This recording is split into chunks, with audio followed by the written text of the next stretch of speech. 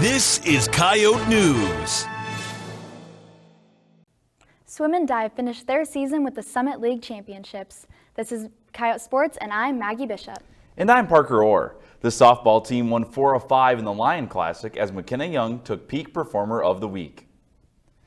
The men's basketball team competed against the #1 ranked team in the Summit League last week. In the game against St. Thomas, the Tommies led for the first half. The Coyotes grabbed their first lead of the game 3 minutes into the second. It went back and forth between the Tommies and the Coyotes in the final minutes. With 4 seconds left, St. Thomas missed a 3-point attempt. Chase Forte scored 2 free throws to secure the win for the Coyotes 85-80. Forte led the team with a career high of 30 points. He also added 9 rebounds and 4 assists. USD went on to play Omaha on the road and lost that matchup 93-85.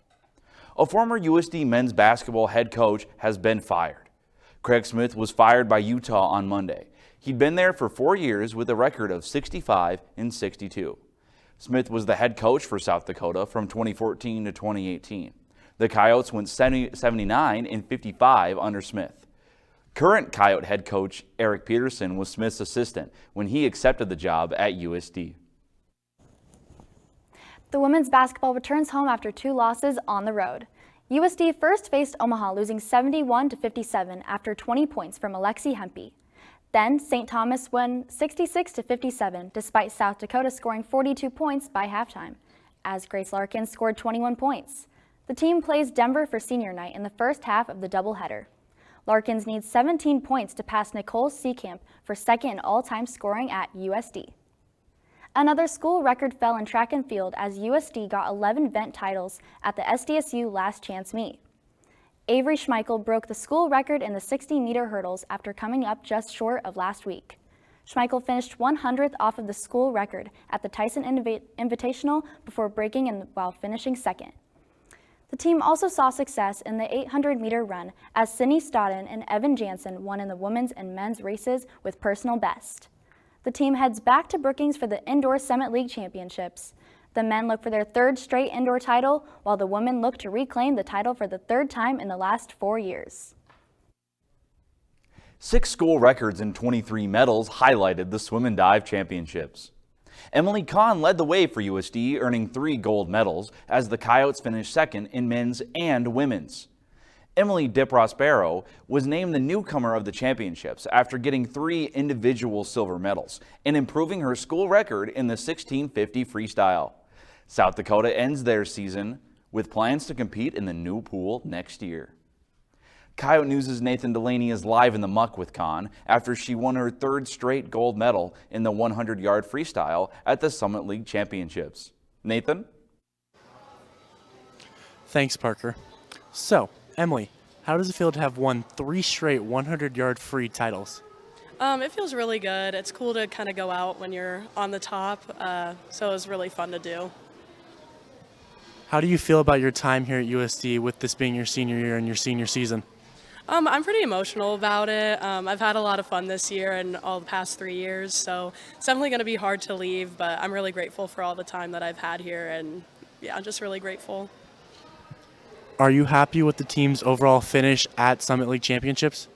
I am, yeah. We did a really good job. My freshman year, we kind of fought for second, and this year we still got second, but we have a lot of newcomers that are coming in. We are a deeper team. It's just really exciting, and I think the team's going to do a lot of really good things.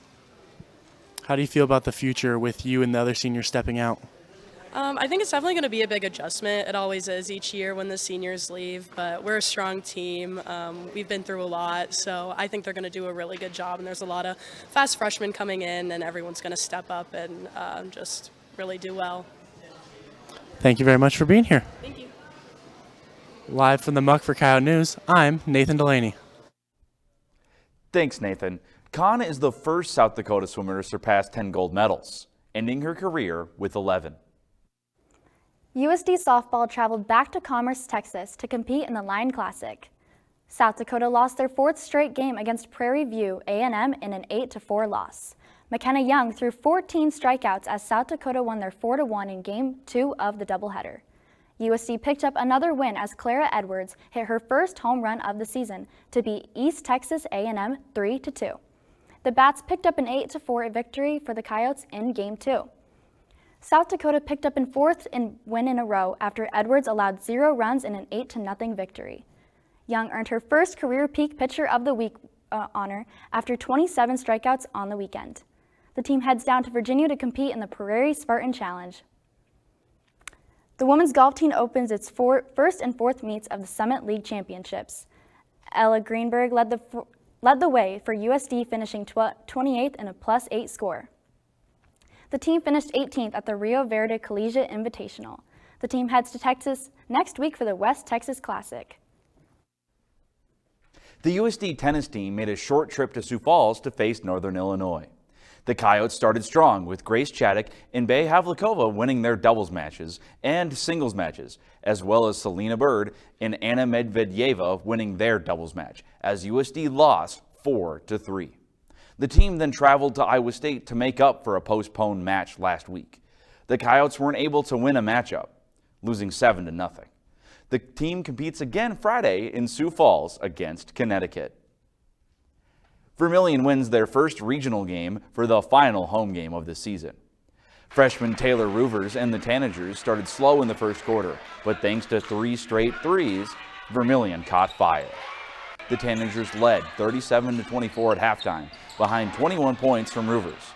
Vermilion extended its lead in the second half, winning 71-36 as Roovers finished with 32 points and 13 rebounds. The girls will face Dakota Valley on the road tomorrow night for a spot in the Sodak 16. The winner hosts a tournament game next Thursday for a chance at going to state.